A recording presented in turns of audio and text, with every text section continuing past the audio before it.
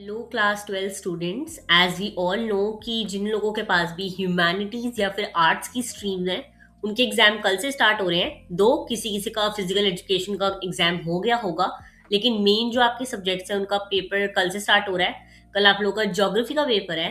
And इस video में हम लोग टॉप 20 ऐसे क्वेश्चंस देखने वाले हैं जो बहुत बार रिपीट हुए हैं। तो आई वुड से अगर आप लास्ट डे पे रिवीजन कर रहे हो तो ये कुछ ऐसे क्वेश्चंस हैं जो आपको करके जाने मैंडेटरी है। प्लीज अगर आप लोगों ने एक बार भी ये क्वेश्चंस पे नजर नहीं डाली है तो ये क्वेश्चंस जरूर देख लेना, बिकॉज ये क्वेश्चंस बहुत इंपॉर्टेंट है। ओके, इस पीडीएफ में मैंने आपको क्वेश्चंस बताए हैं, मैंने बताया कब वो रिपीट हुए हैं, और साथ ही साथ मैंने आपको कीवर्ड्स दिए हैं जैसे कि आपको यहाँ पे दिख रहे होंगे।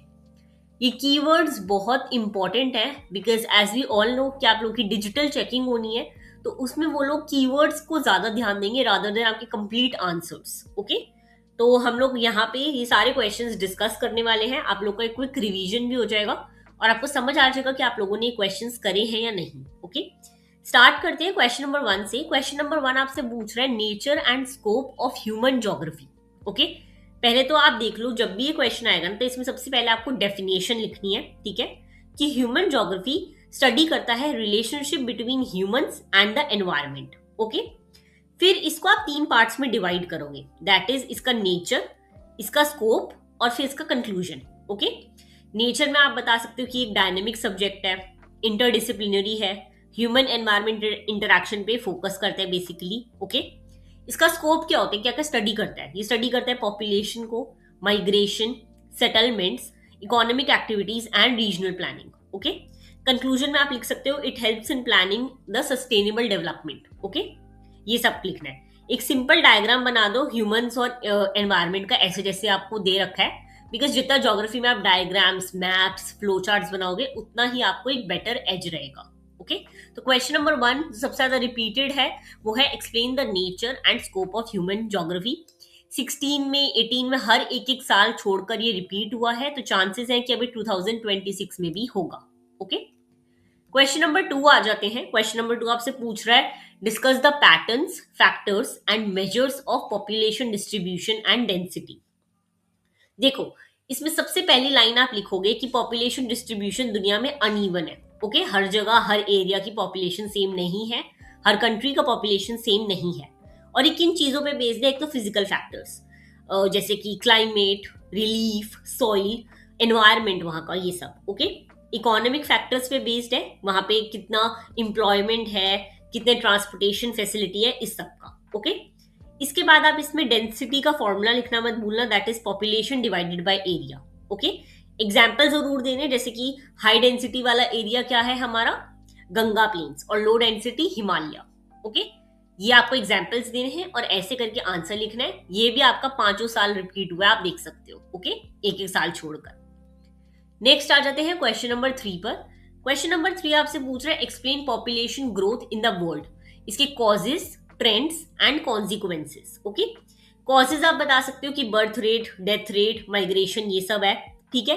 ट्रेंड एक्सप्लेन करते वक्त आप डीटीएम लिखोगे, यानी कि स्टेज 1, 2, 3 तीनों चीजें लिखोगे, और इसके कॉन्सिक्वेंसेस, कॉन्सिक्वेंसेस में आप लिख सकते हो कि पॉपुलेशन ग्रोथ के बारे में क्या हो सकता है। जैसे पॉपुलेशन किसी कंट्री की बहुत ज्यादा ग्रो होगी तो अनएम्प्लॉयमेंट होगा, रिसोर्सेज ज्यादा यूज होंगे, और काफी सारी अर्बन प्रॉब्लम्स आ सकती है। ओके, नेक्स्ट आ जाते हैं क्वेश्चन नंबर 4 पर। क्वेश्चन नंबर 4 आपसे पूछ रहा है describe population composition and discuss the significance of sex ratio and age structure. इसमें कीवर्ड्स बहुत इंपॉर्टेंट है, जैसे कि age structure, sex ratio, dependency ratio, ये सारे आपको समझाने हैं, ठीक है। आप इसमें एज पिरामिड भी एक्सप्लेन करोगे, एक्सपैंडिंग, स्टेशनरी, डिक्लाइनिंग, 3 तरह का होता है वो, और डायग्राम बनाओगे तो आपको मार्क्स ज्यादा मिलने की उम्मीद है। ओके, ये वाला क्वेश्चन ध्यान से देखना। अब हम नेक्स्ट मूव करते हैं नेक्स्ट क्वेश्चन पे, that is question number 5। Question number 5 आपसे पूछ रहा है बेसिकली डेमोग्राफिक ट्रांजिशन मॉडल। काफी इंपॉर्टेंट क्वेश्चन है, 5 मार्कर्स में बहुत बार पूछा जाता है। इसमें आपको 3 स्टेजेस जो है वो क्लियरली एक्सप्लेन करने हैं। ओके, आपको यहाँ पे बर्थ रेट, डेथ रेट का ग्राफ भी बनाना है, और इसमें डेवलप्ड कंट्रीज बतानी है कि वो स्टेज 3 में आती हैं, डेवलपिंग कंट्री स्टेज 2 में आती है, और ग्राफ जरूर बनाना है। ओके, आपका मेन फोकस डायग्राम्स पे और एग्जाम्पल्स पे होना चाहिए। ज्योग्राफी के पेपर में बहुत ज्यादा इंपॉर्टेंट होते हैं। ओके, तो ये आप याद रखना है, 5 क्वेश्चन सबसे ज्यादा इंपॉर्टेंट है, ये आपको अच्छे से करके जाने हैं।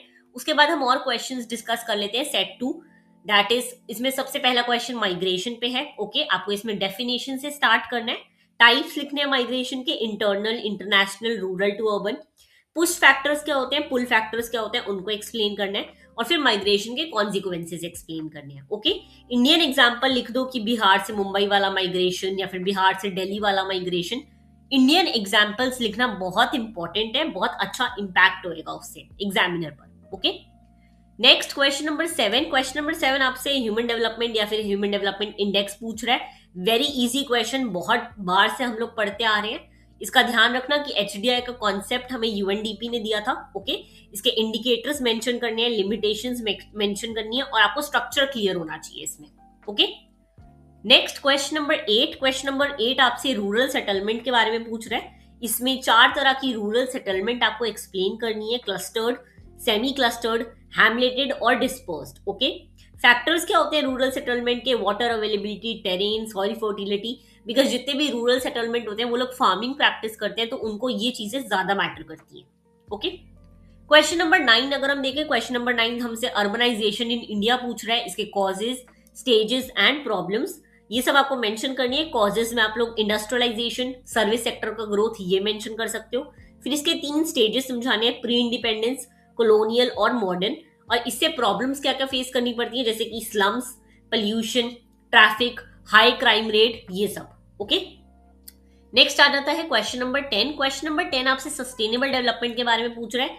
Very very easy question, sustainable development is one of the most important question and सबसे इजी क्वेश्चन है, तो अगर सस्टेनेबल डेवलपमेंट पे क्वेश्चन आएगा तो आपको जरूर करके आना है। ओके, नेक्स्ट हम देख लेते हैं क्वेश्चन नंबर 11। क्वेश्चन नंबर 11 आपसे वाटर रिसोर्सेज इश्यूज के बारे में बात कर रहा है, क्योंकि जैसा कि हमें पता है कि इंडिया एक मॉनसून डिपेंडेंट कंट्री है, यहाँ पे आपको प्रॉब्लम्स डिस्कस करने हैं और उसके सोल्यूशन डिस्कस करने हैं।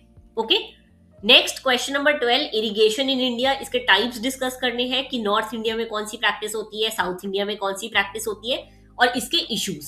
ओके, क्वेश्चन नंबर 13 आपसे लैंड यूज का पैटर्न पूछ रहा है। इसमें आप कैटेगरीज डिवाइड कर सकते हो, forest, agriculture and barren land, इसका ट्रेंड आप एक्सप्लेन कर सकते हो। Okay, next is question number 14, green revolution, very very easy question. Green revolution, sustainable development, urbanisation, migration, ये कुछ ऐसे टॉपिक्स हैं जो बहुत ही इजी हैं, बहुत ही जनरल टॉपिक्स हैं, आप लोग खुद भी इस पे आंसर्स लिख सकते हो। Okay, next is question number 15, minerals and energy पे क्वेश्चन है। मैंने आपको कीवर्ड्स यहाँ पे ऑलरेडी दे रखे हैं, तो आप उससे अपना आंसर फॉर्म कर सकते हो। ओके, नेक्स्ट क्वेश्चन नंबर 16 आपसे मोड्स ऑफ ट्रांसपोर्टेशन पूछ रहा है, वेरी वेरी इजी, बचपन से पढ़ते आ रहे हैं, road, rail, air, water, trade, ये सब कुछ। ओके, नेक्स्ट क्वेश्चन है structure of Indian economy, very important, इसमें पाई चार्ट अगर आप बनाओगे तो ज्यादा बेटर रहेगा। ऐसे एक पाई चार्ट में आप डिस्क्राइब कर सकते हो primary sector, secondary sector, tertiary sector. Okay, pie chart बना सकते हो, अच्छा रहेगा, एक इम्पैक्ट अच्छा पड़ेगा एग्जामिनर पे। Okay, question number 18 is discuss international trade, easy question है, इस पे आप बता सकते हो कि एक्सपोर्ट्स में हमारी गुड्स और सर्विसेज आती हैं, इंपोर्ट हम क्या क्या करते हैं, और 1991 की जो हमारा एलपीजी वाली पॉलिसीज आई थी वो कितनी इंपॉर्टेंट रही हैं। Okay, question number 19 is regional disparities, इसमें आपको बेसिकली ये बताना है कि हर जगह डेवलपमेंट इक्वल रेट से नहीं होती, गैप्स रहते हैं, रिसोर्सेज के गैप, लिटरेसी का गैप, ये सब एक्सप्लेन करना है। ओके, क्वेश्चन नंबर 20 आपको बताना है कि करंट एनवायरमेंटल एक डेवलपमेंट इशू के बारे में एक्सप्लेन करना है। इसमें आप कुछ भी चूज कर सकते हो, climate change, urban flooding, ground water depletion, कुछ भी। ओके, काफी फ्लेक्सिबल क्वेश्चन है, काफी इजी क्वेश्चन है। ओके, अब मैं अगर आपको एग्जाम्स के लिए टिप्स दूं तो वो यही टिप्स रहेंगी कि अगर आपको आंसर्स लिखने हैं तो हेडिंग जरूर लिखना, कीवर्ड्स को अंडरलाइन करना, डायग्राम बनाओगे तो एक एज मिलेगा और स्टूडेंट से, इंडियन एग्जाम्पल जरूर ऐड करना, और आंसर को काफी स्ट्रक्चर लिखना। ठीक है, अगर आप ये 20 क्वेश्चंस रिवाइज कर लोगे तो आपका पेपर कॉन्फिडेंटली आप लोग अटेम्प्ट कर सकते हो। ओके, आज लास्ट डे है, चीजें कामली रिवाइज करो, प्रैक्टिस करो। All the very best. अगर आपको ये पीडीएफ चाहिए हो तो नीचे कमेंट कर देना पीडीएफ, मैं आपको इसका लिंक भेज दूंगी। Okay, all the very best for your exam tomorrow. Thank you so much.